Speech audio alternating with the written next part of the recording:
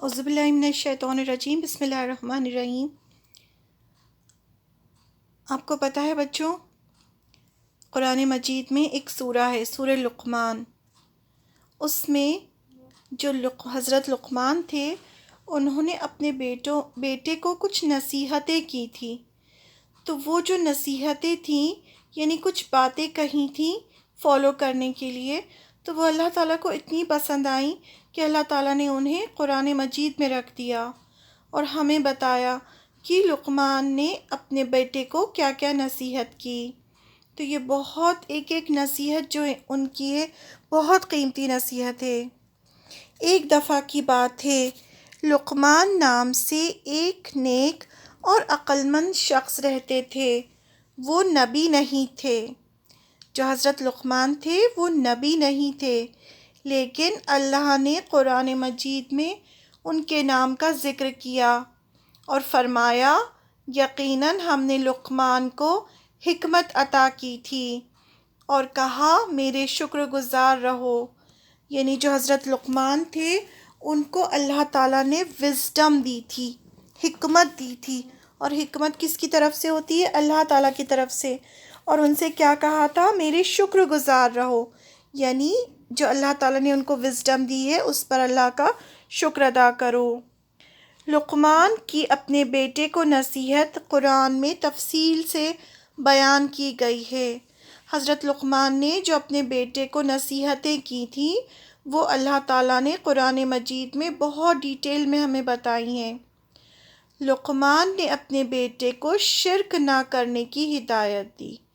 پہلی نصیحت انہوں نے اپنے بیٹے کو کیا کی کہ اللہ کے ساتھ کبھی شرک نہیں کرنا، کیونکہ شرک آپ کو پتہ ہے نا، سب سے بڑا گناہ ہے۔ اگر کسی انسان نے شرک کیا ہوگا تو اللہ تعالیٰ اسے کبھی معاف نہیں کریں گے۔ تو سب سے پہلا کیا انہوں نے کہا اپنے بیٹے کو کہ بیٹے کبھی بھی اللہ کے ساتھ شرک نہیں کرنا، ہمیشہ ایک اللہ کی عبادت کرنا، ایک اللہ سے دعا کرنا، ایک اللہ سے مانگنا، اور اللہ کو کبھی ناراض نہ کرنا شرک کر کے۔ دوسری، انہوں نے اپنے بیٹے سے کہا کہ اگر نیت غلط ہو تو اللہ اسے ظاہر کر دیتا ہے، اس لیے ہمیشہ ہماری نیت کیسی ہونی چاہیے؟ ہمیشہ ہماری نیت اچھی ہونی چاہیے، کیونکہ اللہ تعالیٰ کو سب پتہ ہے کہ ہم کیا سوچ رہے ہیں، کس کے ساتھ ہم کیسا معاملہ کر رہے ہیں، اللہ تعالیٰ کو سب پتہ ہے۔ تو ہمیشہ ہماری نیت اچھی ہونی چاہیے۔ پھر انہوں نے کہا اے میرے بیٹے، نماز قائم کرنا، ہمیشہ اللہ کی عبادت کرنا۔ نماز قائم کرنے کا کیا مطلب ہوتا ہے؟ اس کو صحیح وقت پر سنت کے مطابق ادا کرنا، کبھی بھی کوئی نماز نہیں چھوڑنا۔ پہلا شرک نہیں کرنا، دوسرا نیت اچھی رکھنا، تیسرا نماز قائم کرنا۔ پھر انہوں نے کیا کہا اپنے بیٹے سے؟ ہمیشہ دوسروں کو اچھائی کا حکم دینا، یعنی دوسروں کو مشورہ دینا، اچھا کام کرنے کے لیے کہنا، ہمیشہ سب کو اچھا کام کرنے کے لیے کہنا، نیکی کی طرف بلانا، اللہ کی طرف بلانا، اچھا کام کرنے کے لیے کہنا، اور برائی سے منع کرنا۔ یعنی اگر کوئی دکھے کہ کوئی غلط کام کر رہا ہے، اللہ کی نافرمانی کر رہا ہے، اس کو ثواب نہیں ملے گا، اسے گناہ ملے گا، اللہ تعالیٰ اس سے ناراض ہوں گے، تو اس کو روکنا، اسے منع کرنا۔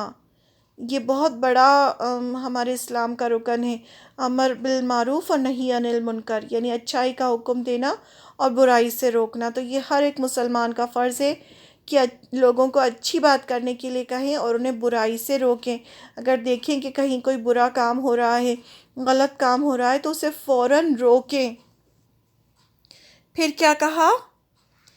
بیٹے اپنی چلنے میں اعتدال اپنانا، یعنی جب ہم چلتے ہیں تو اس سے بھی پتہ چلتا ہے کہ ہم میں کتنا پراؤڈ ہے، یا ہم عاجز بندے ہیں، یا کیسے بندے ہیں۔ تو جو چال ہوتی ہے بندے کی، وہ بہت امپورٹنٹ ہوتی ہے۔ تو انہوں نے اپنے بیٹے کو کیا سکھایا کہ اعتدال سے چلنا، نہ بہت اکڑ کر چلنا، نہ بہت جھک کر چلنا، بیلنسڈ چلنا، اور لوگوں کی طرف ناپسندگی سے منہ نہ پھیرنا۔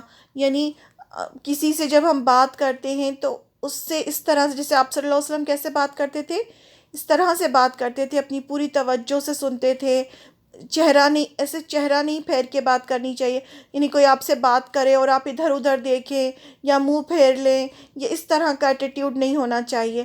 تو ایسے بھی منع کیا حضرت لقمان نے اپنے بیٹے کو کہ کبھی بھی لوگوں کی طرف ناپسندیدگی سے منہ نہ پھیرنا۔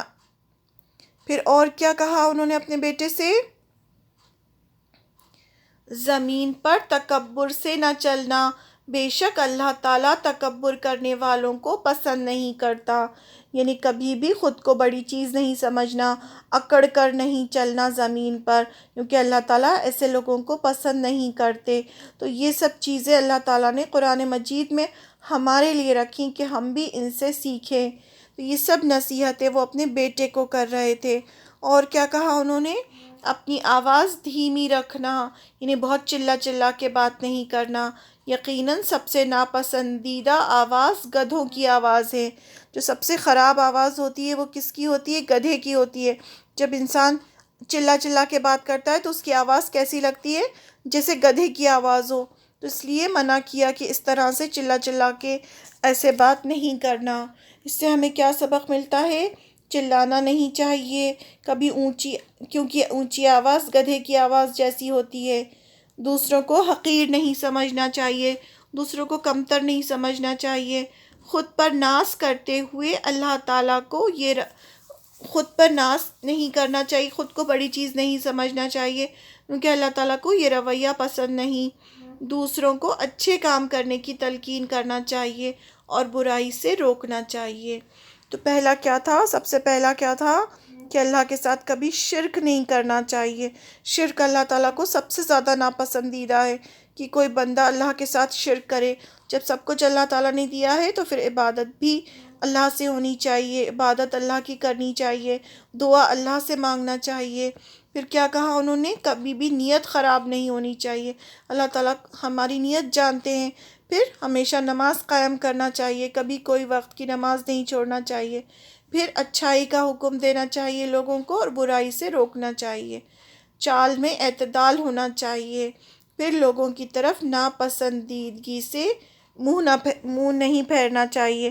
آپ کسی کو اگر پسند نہیں کرتے تو منہ پھیر لیں، اگر وہ آپ سے کوئی بات کر رہا ہے تو ایسے نہیں، پوری توجہ سے اس کی بات سننا چاہیے۔ آپ صلی اللہ علیہ وسلم ایسے بات کرتے تھے کہ ہر کسی کو لگتا تھا کہ وہ آپ صلی اللہ علیہ وسلم کی نظر میں بہت امپورٹنٹ ہے۔ آپ صلی اللہ علیہ وسلم ہر ایک کو بہت زیادہ امپورٹنس دے کے بات کرتے تھے۔ زمین پر تکبر سے نہیں چلنا چاہیے کیونکہ اللہ تعالیٰ کو یہ پسند نہیں، اور چیخ چیخ کے بات نہیں کرنا چاہیے، اچھے سے پولائٹلی بات کرنا چاہیے، کیونکہ ایسی آواز گدھوں کی آواز جیسی ہوتی ہے۔ ہمیشہ آواز دھیمی رکھ کے، دھیرے، آہستہ آہستہ ایسے بات کرنا چاہیے کہ سامنے والے کو سمجھ میں آئے کہ آپ کیا بات کرنا چاہ رہے ہیں، اور کم الفاظ میں زیادہ بات کہنے کی آپ کے اندر عادت ہو کہ آپ تھوڑے لفظ میں زیادہ بات کہہ دیں۔ بہت زیادہ باتیں بھی نہیں کرنا چاہیے کہ بہت زیادہ انسان باتیں کرتا رہے، زیادہ سے زیادہ اس کو ذکر کرنا چاہیے اللہ کا، اور اس کی باتوں سے پتہ چلنا چاہیے کہ آپ کو اللہ سے کتنی محبت ہے۔ جب آپ کو اللہ سے محبت ہوگی تو وہ آپ کی زبان سے نکلے گا ہی نکلے گا، اللہ کا ذکر نکلے گا، اللہ کی بات نکلے گی، اور لوگوں کو ہمیشہ اللہ کی طرف بلانا چاہیے۔